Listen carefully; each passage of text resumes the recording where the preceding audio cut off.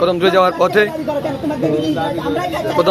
পথে এই রাস্তার পাশেই অন্ধকারের মধ্যে দেওয়ালের পাশে অন্ধকারের ভিতরে অনৈতিক কাজ করে। এই বোনটাকে দিয়ে সবসময় চাপ সৃষ্টি করে, ওর না আসলে ওকে মারধর করে। হ্যাঁ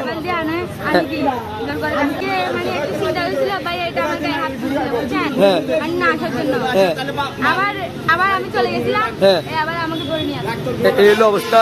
আমরা এখানে পুলিশ বক্সে নিয়ে আসছি আমাদের ছাদের সামনে ওই স্বীকার করতেছে আমার বোনে যে ওকে ওদের সাথে অনেক কাজ করায়, ওদেরকে জোর করে। হ্যাঁ জি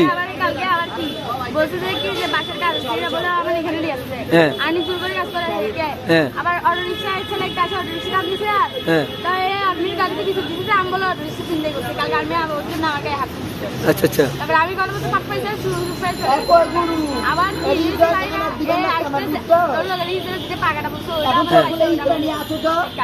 আমি